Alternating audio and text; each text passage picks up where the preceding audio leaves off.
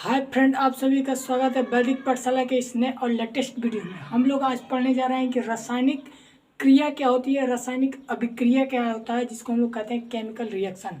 पिछले वीडियो में हम लोगों ने भौतिक और रासायनिक परिवर्तन के बारे में जान लिया था और हम लोग का चैप्टर नंबर 2 चल रहा है जिसका भौतिक और रासायनिक परिवर्तन हेडिंग है। तो हम लोग अब शुरू करते हैं अपना रासायनिक क्रिया या रासायनिक अभिक्रिया। इससे पहले अगर आप चैनल पर नए हैं तो चैनल को लाइक कीजिए, सब्सक्राइब कीजिए, बेल आइकन दबाइए और वीडियो के लास्ट में कमेंट जरूर कीजिएगा कि आपको ये वीडियो कैसा लगा और अपने दोस्तों के साथ शेयर करना मत भूलिएगा। तो चलिए स्टार्ट करते हैं रासायनिक क्रिया।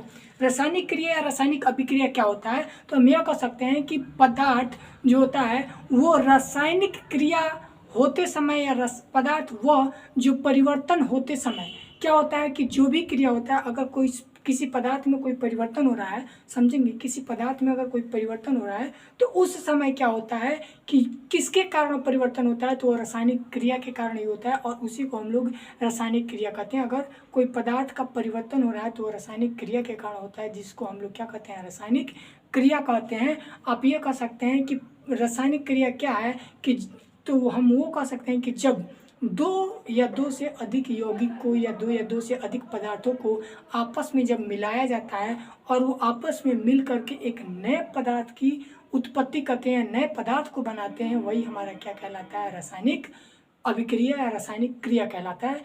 वैसे हम कह सकते हैं कि ऐसी रासायनिक अभिक्रिया जिसमें दो या दो से अधिक पदार्थ आपस में मिलकर एक नए पदार्थ की उत्पत्ति करते हैं, वही रासायनिक क्रिया कहलाती है।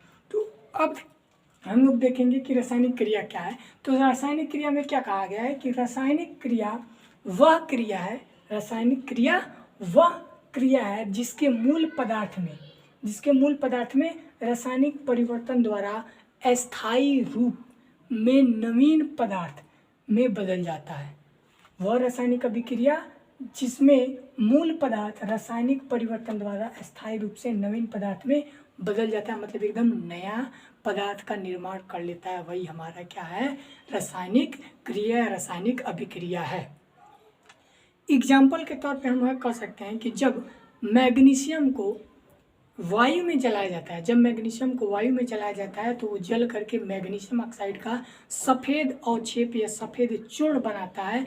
तो जब मैग्नीशियम जलने वाला था या मैग्नीशियम जल रहा था तो उससे पहले वो किसी एक धातु की अवस्था में था, एक ठोस की अवस्था में था और उसका जो रंग रूप था वो अलग था। और जब उसको वायु की उपस्थिति में जलाया गया तो जलने के बाद एक सफ़ेद चूर्ण के रूप में प्राप्त हुआ। तो हमने क्या समझा कि वो जब धातु को हमने जलाया तो जलने पर वो क्या किया, एक रासायनिक क्रिया हुई। आप देख सकते हो कि मैग्नीशियम रिबन क्या होता है। मैग्नीशियम रिबन क्या है? ये आपका एक मैग्नीशियम रिबन है, ये पूरी की पूरी गुच्छा है और ये मैग्नीशियम रिबन है, ठीक है। तो इसको हम लोग इसको जला के चेक करेंगे कि क्या वास्तव में ऐसा होता है। जो साइंटिस्टों ने कहा है कि भैया ये जलाने पे क्या होता है, सफ़ेद चूर्ण या सफ़ेद अवक्षेप में क्या होता है, बदलता है। तो हम लोग इसको जला के देखेंगे कि ये वास्तव में सफ़ेद चूर्ण देगा कि नहीं। आप देखो जलने से पहले किस अवस्था में है, आप देखेंगे कि जलने से पहले किस अवस्था में है, ठोस, रंग रूप इसका कलर कैसा है, और जलेगा उसके बाद क्या बनाएगा वो अवस्था देखेंगे। तो चलिए स्टार्ट करते हैं अपना एक पहला और नया एक्सपेरिमेंट। बाकी तो पूरा एक्सपेरिमेंटेबल होगा, लेकिन पहला एक्सपेरिमेंट है, उसको हम लोग ट्राई करने जा रहे हैं कि ये हमारा जो है वो एक्सपेरिमेंट कैसा है, ये पकड़ने के लिए आता है। तो इसको हम क्या करते हैं कि इससे पकड़ लेते हैं, ठीक है। देखेंगे कि हमने इसको ऐसे पकड़ लिया।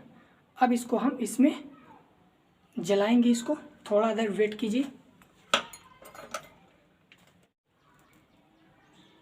देखिए फाइनली हम लोग का जो मैग्नीशियम रिबन है वो जलना शुरू हो गया है। आप देखेंगे कि इसमें से गैस निकल रहा है, साथ में ऊष्मा निकल रही है और इसके रंग का बदलाव होता है और साथ ही इसमें ताप का भी बदलाव होता है। जलने से पहले क्या होता है, जलने के बाद क्या होता है। ये चार हिस्से पाए जाएंगे। अभी आपको दिखाएंगे कि जलने के बाद मैग्नीशियम रिबन किस हिसाब का होता है, पहले क्या क्या था और जलने के बाद आपको क्या मिलता है। ये देखिए आप गैस किस हिसाब से इसमें से निकल रहा है, ठीक है। और इसमें आपको ऊष्मा भी बाहर निकलती है, ताप का भी बदलाव होता है और साथ ही रंग का बदलाव होता है। किसी भी रासायनिक अभिक्रिया के लिए 4 चीज़ों का होना आवश्यक है, वही हम लोग रासायनिक अभिक्रिया पढ़ रहे हैं। ये हमारा फाइनली मैग्नीशियम रिबन क्या हुआ, जल करके नष्ट हो चुका है। तो दोस्तों अब हम ये देख रहे हैं कि मैग्नीशियम का जो रिबन जला हुआ है वो सफ़ेद अवक्षेप के रूप में या सफ़ेद क्रिस्टल के रूप में हमको प्राप्त हुआ है। ठीक है ना, जो मैग्नीशियम रिबन हमको मिला है वो सफ़ेद क्रिस्टल या सफ़ेद अवक्षेप के रूप में प्राप्त हुआ है। आप देख सकते हैं कि ये सफ़ेद अवक्षेप और सफ़ेद क्रिस्टल के रूप में है। जो जलने से पहले हमारा मैग्नीशियम क्या था, जलने से पहले मैग्नीशियम का रंग क्या था, तो जलने से पहले मैग्नीशियम हमारा ये था और जलने के बाद मैग्नीशियम हमारा ये हुआ है। जलने के पहले ये था, ये था जलने के पहले कलर और जलने के बाद का कलर। तो क्या हुआ, अब हम पुनः इसको इस अवस्था से इस अवस्था में नहीं ला सकते हैं, इसीलिए इसको रासायनिक श्रेणी में हम रख सकते हैं। और ये एक क्या है, रिएक्शन है, रासायनिक अभिक्रिया है, जो कि क्या करता है कि जब दो चीज़ों का आपस में मिलन होता है तो क्या कहते हैं, एक नया उत्पाद बनाता है। तो ये नया उत्पाद क्या है, एक क्रिस्टल के रूप में हमको मिला है। आप देखेंगे तो तोड़ेंगे तो क्रिस्टल के रूप में ये हमको मिला है, ये क्रिस्टल के रूप में मिला है, क्रिस्टली मिला है। तो यही हमारा क्या है, ये हमारा कहलाएगा क्या, मैग्नीशियम रिबन का जलना। मैग्नीशियम रिबन जला तो आपने देखा कि क्या मिला और क्या प्राप्त हुआ। तो चलिए अब देखते हैं कि इसके आगे हुआ क्या कि मैग्नीशियम लिखेंगे, मैग्नीशियम रिबन वायु की उपस्थिति में जलाने पर मैग्नीशियम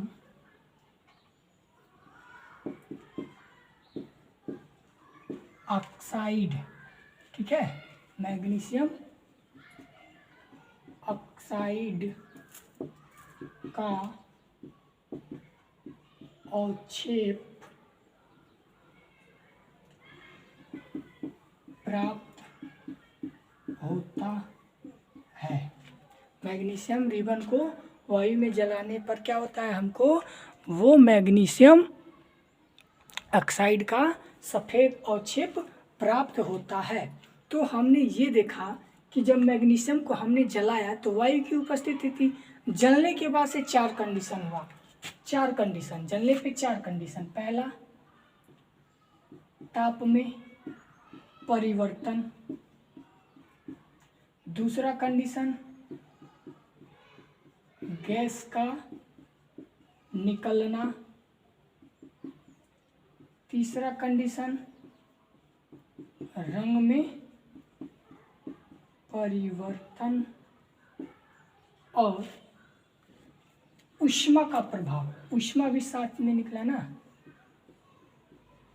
ऊष्मा, या हम कह सकते हैं पदार्थ का अपने अवस्था में बदला, पदार्थ का भी बदला हुआ है। तो पदार्थ एक स्वरूप से दूसरे स्वरूप में बदला और साथ में हम ये कह सकते हैं ऊष्मा का निष्कासन, निष्कासन, क्योंकि हमने जब जलाया तो ऊष्मा भी तो बाहर निकली, ऊष्मा भी निकली, उसके रंग में परिवर्तन भी हुआ, गैस भी आप देखें कि वाइट रंग से कितना गैस निकल रहा था, और ताप में भी परिवर्तन हुआ। जलने के बाद क्या था और जलने के स्वरूप में क्या हुआ। तो ये 4 कंडीशन हुआ हमारा रासायनिक अभिक्रिया में। तो रासायनिक अभिक्रिया क्या है कि रासायनिक क्रिया वह क्रिया है जिसके मूल पदार्थ रासायनिक परिवर्तन द्वारा अस्थायी रूप से नवीन पदार्थ में बन जाते हैं। तो अस्थायी रूप से ही तो नया पदार्थ बना है, क्योंकि सफ़ेद क्रिस्टल ही तो था। वो पहले क्या था, एक मैग्नीशियम का धातु था, रिबन था, और जलने के बाद से क्या है हुआ है कि एक नया अस्थायी रूप से नया पदार्थ बन गया है। तो इसको हम लोग क्या कहेंगे कि यह हमारा रासायनिक क्रिया है या रासायनिक अभिक्रिया है। अब ये जो कंडीशन हमने लिखा है कि मैग्नीशियम रिबन वायु की उपस्थिति में जलाने पर मैग्नीशियम ऑक्साइड का सफ़ेद अवक्षेप बनता है, तो साइंटिस्टों ने सोचा कि इतना बड़ा सब ताम झाम करने से क्या फ़ायदा है, इसको थोड़ा छोटा करते हैं। तो उन्होंने क्या किया कि उसके नामों को लेकर के शुरू किया कि नाम, ऐसा कहते हैं कि नाम रखते हैं, ठीक है, क्या कहते हैं नाम। तो उसने कहा कि मैग्नीशियम, ठीक है, वायु की उपस्थिति में, ठीक है, जब क्रिया करेगा तो मैग्नीशियम ऑक्साइड देगा।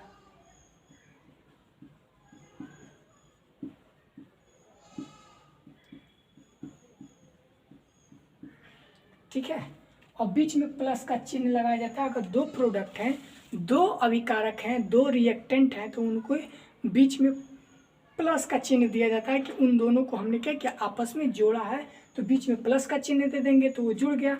और ये जो तीर का निशान दिया जाता है, ये हमारा अभिकारक और उत्पाद को बांटने के लिए किया जाता है। नहीं तो मालूम चलेगा, नहीं रहेगा तो मालूम कौन चलेगा कि कौन अभिकारक है कौन उत्पाद है। तो इसको बांटने के लिए बीच में हम तीर का चिन्ह लगाते हैं, ताकि हमको मालूम चलता है कि जो तीर है उसके LHS वाला हमारा अभिकारक होगा, और RHS वाला हमारा क्या होगा, उत्पाद होगा।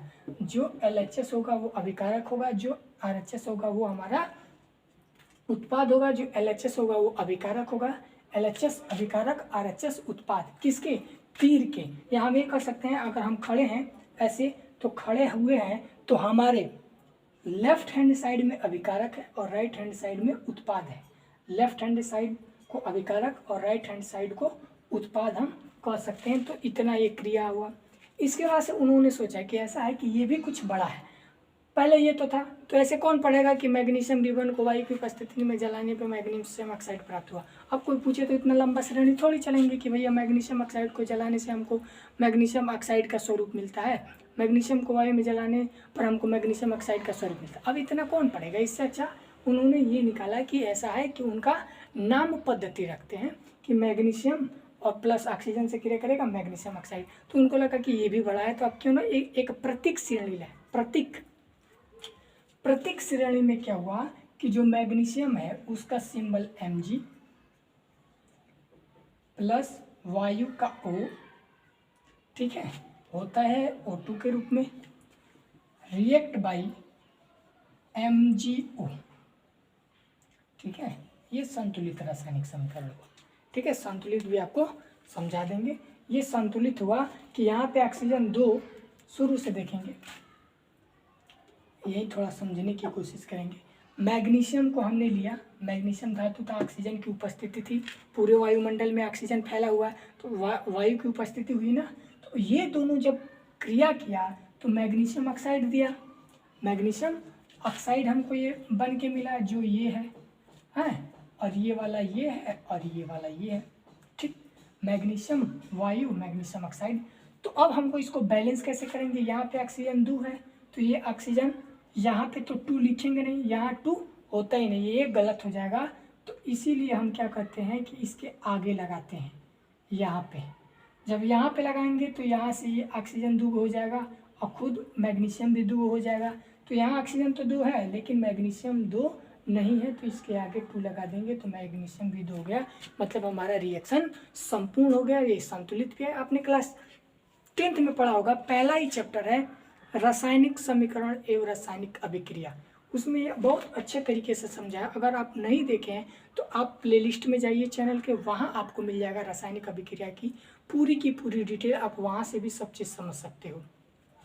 और इन सब के बारे में अगर आपको अच्छी और विस्तृत कलरफुल नोट्स चाहिए तो आपको डिस्क्रिप्शन बॉक्स में लिंक दिया गया व्हाट्सएप का, या व्हाट्सएप नंबर, आप डायरेक्ट हमसे कांटेक्ट करके आप PDF को परचेज कर सकते हैं और ले सकते हैं। और किसी भी समस्या के लिए आप ग्रुप को ज्वाइन कीजिए, आपको सारी समस्याओं का समाधान वहाँ मिल जाएगा।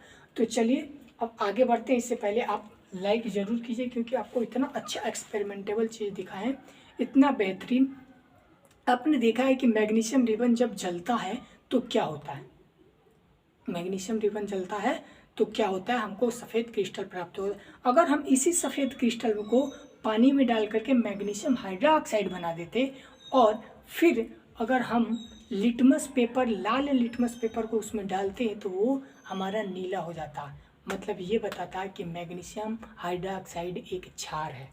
क्षार ही क्या करता है, लाल लिटमस को नीला करता है, और नीला लिटमस को लाल कौन करता है, अम्ल करता है। इसके बारे में भी हम लोग चर्चा करेंगे।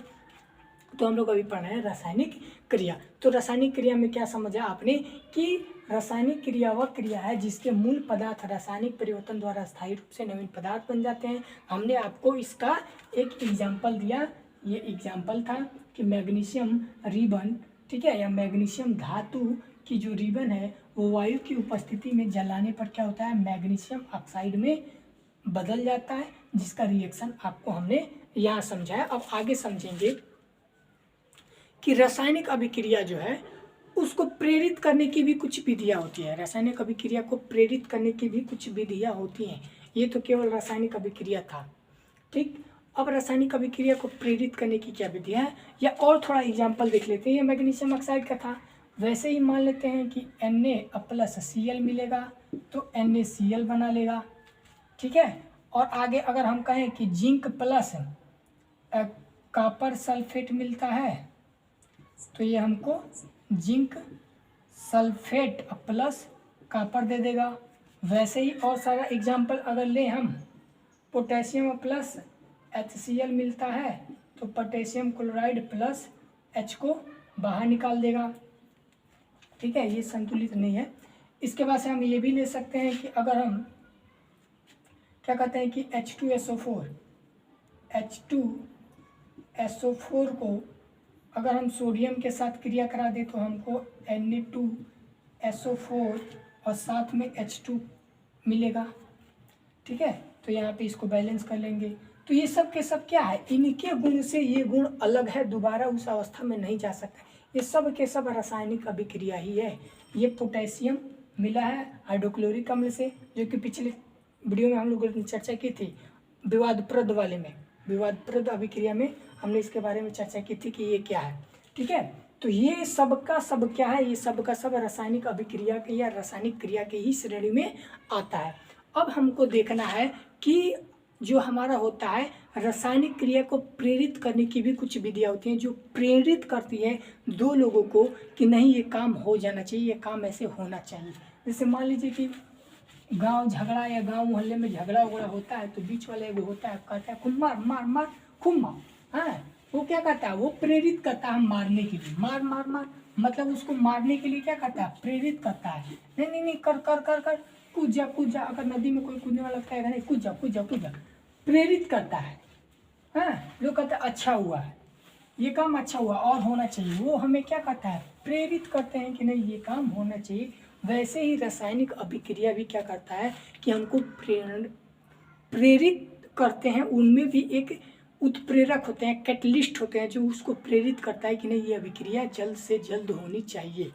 अगर वो धीरे धीरे हो रहा है, अगर कोई रिएक्शन 1 घंटा में हो रहा है, अगर वो उत्प्रेरक आ जाए तो वो 10 मिनट में भी हो सकता है, 20 मिनट में भी हो सकता है, 5 मिनट में भी हो सकता है। तो वही है कि रासायनिक क्रिया को प्रेरित करने की विधियाँ। पहला आता है परस्पर सहयोग। परस्पर सहयोग मतलब ये होता है कि उन दोनों के बीच आपस का आकर्षण होता है, उन दोनों के बीच का आकर्षण होता है ना। जैसे लड़का और लड़की प्यार करते हैं तो क्या होता है, अगर लड़का लड़की को देख के आकर्षित है तो उन दोनों में आकर्षण बढ़ते जाता है धीरे धीरे धीरे धीरे। अगर लड़की और लड़का दोनों आकर्षित हैं एक दूसरे पे तो वो और जल्दी हो जाता है।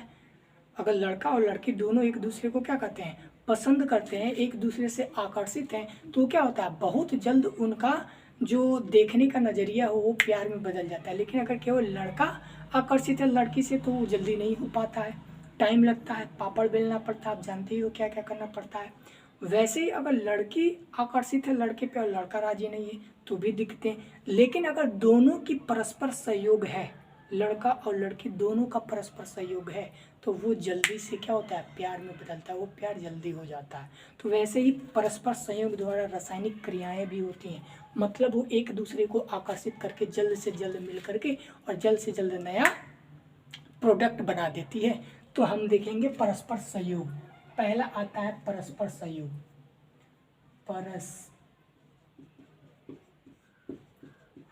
सहयोग इसमें ये आता है कि जब अमोनिया NH3 अभिक्रिया करता है HCl से तो हमको क्या देता है, हमको देगा NH4Cl।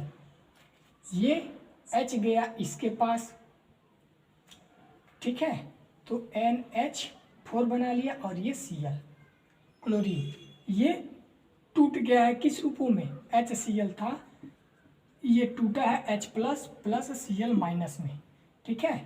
तो ये गया है सीधे इसके पास और Cl माइनस में है तो आके जुड़ गया है और हमको क्या दिया है NH4 अमोनियम क्लोराइड।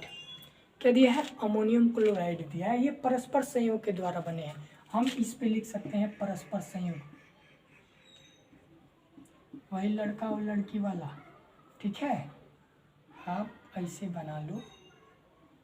ठीक है, इसका चुटिया बना देते हैं। ये लड़कवा है, ये लड़कियाँ है। ठीक है, तो ये एक दूसरे से क्या हो गए हैं? परस्पर संयोजित हो गए हैं। ये एक दूसरे से परस्पर संयोग के द्वारा आपस में मिल गए हैं। मतलब इन दोनों का आकर्षण इतना तेज था, लड़का को लड़की अच्छी लगी, लड़की को लड़का अच्छा लगा। बहुत जल्दी इनका जो आप दोस्ती कहो या मिलन कहो, बहुत जल्दी ये प्यार में बदल गया। बहुत जल्दी शादियों कर लेंगे, ऐसा समझ लो। प्रोडक्ट का मतलब क्या? आपस में संयोग हुआ, नया पदार्थ बन गया। तो आप समझ सकते हो कि क्या क्या हो सकता है। अब हमारा दूसरा आता है कि विलयन के द्वारा। विलयन जब आपस में मिलता है तो क्या होता है? तो दूसरा क्राइटेरिया आता है विलयन के द्वारा। दूसरा क्या आएगा? विलयन के द्वारा। विलयन के द्वारा, विलयन के द्वारा में क्या होगा कि जब सिल्वर नाइट्रेट NO3 AgNO3, इसको कहा जाता है सिल्वर नाइट्रेट, जब ये सोडियम क्लोराइड से क्रिया करता है तो हमको देता है silver chloride plus sodium nitrate. अब ये अलग हुआ, लेकिन ये किसके द्वारा हुआ? कि विलयन के द्वारा। ये एक विलयन है सिल्वर क्लोराइड, और ये आपस में जब क्रिया किया सोडियम क्लोराइड से, तो इसने क्या किया कि हमको सिल्वर क्लोराइड और सोडियम नाइट्रेट का अलग अवक्षेप दे दिया। मतलब पदार्थ का उत्पाद ही बदल दिया इसने। अभिकारक में क्या था, उत्पाद में क्या दिया? अब देखो, अभिकारक में ये सिल्वर नाइट्रेट था, उत्पाद में सोडियम नाइट्रेट हो गया है। उत्पाद में सोडियम क्लोराइड था, यहाँ पे सिल्वर क्लोराइड हो गया है। उत्पाद बदला विलयन के द्वारा। ठीक है, तीसरा आता है ऊष्मा के द्वारा। तीसरा हमारा आता है ऊष्मा के द्वारा। तीसरा यहाँ देखेंगे ऊष्मा के द्वारा। ऊष्मा के द्वारा आप लोग वीडियो स्किप ना करें, इस वीडियो को पूरा देखने की कोशिश करें, क्योंकि बहुत मेहनत लगता है वीडियो को बनाने में, और बहुत मेहनत से, बहुत खोज, बहुत पढ़ने, बहुत किताबों को देखने के बाद से एक एक वीडियो को बनाना पड़ता है कि कहीं कुछ हो ना जाए, कहीं कोई टॉपिक छूट ना जाए, वो देख के चलना पड़ता है। तो कम से कम आप लोग वीडियो को पूरा देखिए, लाइक कीजिए, कमेंट सेशन में ज़रूर आप लोग जाइए, वहाँ पे कुछ सवाल पूछिए, या व्हाट्सएप ग्रुप दिया गया आप वहाँ मैसेज कीजिए, और या प्यार दुलार आशीर्वाद अपना बनाइए।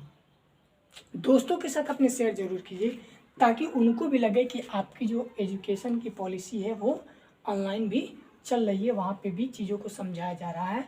और आप हर सब्जेक्ट, आपके जितने भी सब्जेक्ट हैं, चाहे वो जूलॉजी हो, क्या कहते हैं, हस्बेंड्री हो, सस्य विज्ञान हो, ठीक है ना, ये जितने भी सब्जेक्ट हैं आप उनसे सवाल कर सकते हैं। आपको हमने कहा है कि आप व्हाट्सएप ग्रुप ज्वाइन कीजिए, जो भी सवाल है आप वहाँ पे उठाइए, सवालों को उठाइए, वहाँ से आप हर क्वेश्चन का आंसर लीजिए। ये आपकी एबिलिटी होनी चाहिए, ये आपकी योग्यता होनी चाहिए कि आप वहाँ जाइए, क्वेश्चन जो नहीं आता आप वहाँ पूछिए, पूछने की कोशिश करिए। तो तीसरा हमारा क्या है, ऊष्मा के द्वारा। और आप चैनल को अगर सब्सक्राइब नहीं किए हैं तो चैनल को भी सब्सक्राइब कीजिए। तो ऊष्मा के द्वारा हमको ये देखना है कि ऊष्मा के द्वारा क्या होता है। अगर पोटेशियम क्लोराइड की बात की जाए, KClO3, ठीक है, अगर ये ऊष्मा के द्वारा रिएक्ट इसको कराया जाए तो हमको क्या देता है कि पोटेशियम क्लोरेट प्लस ऑक्सीजन देगा। ठीक है, पोटेशियम क्लोराइड और ऑक्सीजन ये कितनी की ऊष्मा पे देता है? तो ये 630 डिग्री सेंटीग्रेड पे देता है। 630 डिग्री सेंटीग्रेड पे देता है। कौन? Potassium chlorate. ये पोटेशियम क्लोरेट हमको कितने पे देता है? KCl प्लस O2 कितने पे? 630 डिग्री पे ये बदल जाता है। मतलब ऊष्मा का भी अगर हम प्रभाव लगाते हैं किसी अभिक्रिया में, ऊष्मा से भी अगर उसको प्रेरित करते हैं कि नहीं भैया इसमें बदलाव होना चाहिए, बदलाव होना चाहिए, तो ऊष्मा भी उसको तोड़ सकता है, बदल सकता है, रिएक्शन करा सकता है। प्रकाश के द्वारा भी होता है, प्रकाश के द्वारा भी होता है, इसको कहते हैं प्रकाश के द्वारा भी होता है। तो प्रकाश के द्वारा लिखेंगे कि प्रकाश के, इस वीडियो के बाद से ये चैप्टर खत्म हो जाएगा। इसके बाद से रासायनिक संयोजन का नियम आएगा, जो सबसे इम्पोर्टेंट टॉपिक है, बेहद ही इम्पोर्टेंट टॉपिक है, और उसकी एक एक चीज़ों को हमको बेहद ही सरलता से समझना है। इसीलिए आपसे हम बार बार कर रहे हैं कि आप PDF को परचेज कीजिए और उससे पढ़ाई को कंटिन्यू कीजिए। प्रकाश के द्वारा क्या होता है कि जब हाइड्रोजन और क्लोरीन मिलता है तो हाइड्रोजन क्लोराइड बनाता है। हाइड्रोजन और क्लोरीन आपस में मिलता है तो हाइड्रोजन क्लोराइड बना के देता है, क्योंकि दूगो है तो यहाँ पे 2 HCl, मतलब इस 2 से ये 2 हो गया H, और इस 2 से Cl भी 2 हो गया, ठीक है ना। तो इसीलिए हमने आगे 2 लगा दिया है। हाइड्रोजन और क्लोरीन कब मिलता है? जब प्रकाश का प्रभाव पड़ता है या प्रकाश के द्वारा इस पर प्रभावित होता है, प्रकाश के द्वारा, ठीक है। इसके बाद से आता है विद्युत द्वारा। विद्युत का भी प्रभाव होता है, इलेक्ट्रिसिटी का। तो इलेक्ट्रिसिटी में क्या होता है विद्युत द्वारा? तो लिखेंगे विद्युत द्वारा। इसमें क्या होता है कि जब हम जल को, जब पानी में विद्युत का प्रवाह कराते हैं, ठीक है ना, विद्युत प्रवाह, पानी में जब हम विद्युत का प्रवाह कराते हैं तो ये टूटता है किस रूपों में? हाइड्रोजन प्लस ऑक्सीजन में। इस रूपों में टूट सकता है, या आयंस के रूप में भी टूट सकता है, H+ और OH- के रूप में भी टूट सकता है। तो ये जो रिएक्शन होता है वो किस हिसाब से होता है? विद्युत का भी प्रभाव होता है, प्रकाश का भी प्रभाव होगा, प्रकाश के द्वारा भी होगा, परस्पर संयोग के द्वारा भी, विलयन के द्वारा होगा, ऊष्मा के द्वारा होगा। ये सब क्या है? ये सब रासायनिक क्रिया का ही एक रूप है। परस्पर संयोग को संयोजन अभिक्रिया भी कहा जाता है, कि जब 2 पदार्थ आपस में मिलकर के एकल उत्पाद को बनाते हैं, ये परस्पर संयोग हमारा क्या है? संयोजन अभिक्रिया भी कहलाता है, क्योंकि कहता है कि दो पदार्थ आपस में मिल करके एकल उत्पाद का निर्माण करते हैं। मतलब 2 यहाँ पे एक 2 है, लेकिन उत्पाद में केवल आपको 1 मिला है। हमने आपको पहले ही बताया है कि तीर के पहले अभिकारक होगा, तीर के बाद उत्पाद होगा। नहीं तो दूसरी क्राइटेरिया हमने रखा है कि आप खड़े हो, आप जैसे बैठे हो, उसका लेफ्ट हैंड अभिकारक है, राइट हैंड आपका उत्पाद है। लेफ्ट हैंड अभिकारक और राइट हैंड उत्पाद है। हमने आपको इसके बारे में भी चर्चा की है। इसके बाद से उत्प्रेरक भी आता है। एक उत्प्रेरक में आता है कि जब पोटेशियम क्लोरेट को हम लोग बिना उत्प्रेरक का अभिक्रिया कराते हैं तो पोटेशियम क्लोराइड, या आप ये कह सकते हो कि पोटेशियम क्लोराइड या ऑक्सीजन, मैग्नीज डाइऑक्साइड, इस सब में टूटता है। लेकिन उसका टेम्परेचर क्या होता है कि जो पोटेशियम क्लोरेट है वो बिना उत्प्रेरक का हमको ऑक्सीजन देगा, उत्पाद के रूप में ऑक्सीजन निकलता है, उसके साथ और भी होता है। लेकिन अगर हम पोटेशियम क्लोरेट में मैग्नीज डाइऑक्साइड उत्प्रेरक डाल दें, अगर पोटेशियम क्लोरेट के साथ मैग्नीज डाइऑक्साइड को उत्प्रेरक के रूप में रख दें, तो वो हमको potassium chloride, oxygen, manganese dioxide के रूप में देगा, ठीक है। लेकिन अगर मैग्नीज डाइऑक्साइड के साथ उत्प्रेरक हम नहीं दें, पोटेशियम क्लोराइड के साथ उत्प्रेरक नहीं दें, तो हमको केवल ऑक्सीजन देगा। और वो टेम्परेचर कितने पे होगा? 630 डिग्री सेंटीग्रेड पे वो अभिक्रिया होगी। पोटेशियम क्लोरेट को, अगर पोटेशियम क्लोरेट को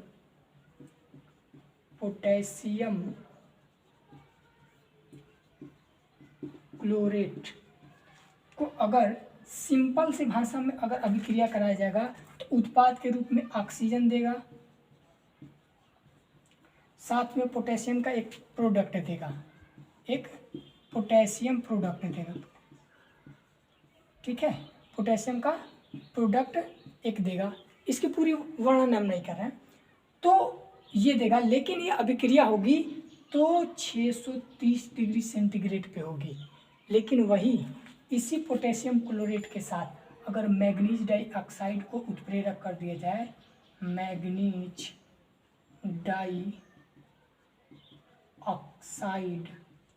को उत्प्रेरक में डाल दिया जाए, तो ये अभिक्रिया 240 डिग्री सेंटीग्रेड पे होगा और हमको क्या देगा? Potassium chloride, potassium chloride plus oxygen और साथ में वो मैग्नीज डाइऑक्साइड, मैग्नीज डाइऑक्साइड।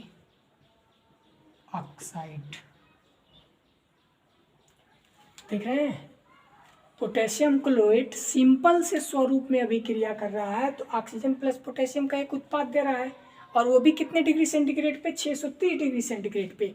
लेकिन अगर पोटेशियम क्लोराइड के साथ हम मैग्नीज डाइऑक्साइड को उत्प्रेरक मान लेते हैं, कैटलिस्ट मान लेते हैं, तब वो अभिक्रिया कितने पे देता है। मैं पोटेशियम क्लोराइड को अगर हम मैग्नीज डाइऑक्साइड उत्प्रेरक के साथ क्रिया कराएंगे तो वो अभिक्रिया हमारी 240 डिग्री सेंटीग्रेड पे ही हो जाएगा, जबकि बिना मैग्नीज डाइऑक्साइड, बिना उत्प्रेरक का वो 630 डिग्री सेंटीग्रेड पे हो रहा था, और हमको ऑक्सीजन के साथ पोटेशियम का एक उत्पाद दे रहा था, लेकिन ये 240 पे ही हो जा रहा है, और हमको पोटेशियम क्लोराइड, ऑक्सीजन और मैग्नीज डाइऑक्साइड दे रहा है। तो यही अंतर है उत्प्रेरकों का रासायनिक क्रिया में, रासायनिक अभिक्रिया में। हमने आपको पूरी की पूरी भाषा को सिंपल शब्दों में समझा दिया कि रासायनिक अभिक्रिया में किसका किसका प्रभाव होता है, वो क्या क्या कर सकता है, और हमने रासायनिक क्रिया को एक सिंपल से प्रयोगात्मक चीज़ से दर्शाने की कोशिश की कि रासायनिक क्रिया क्या होता है, और हमने आपको एग्जाम्पल के बेसिस पे समझा दिया।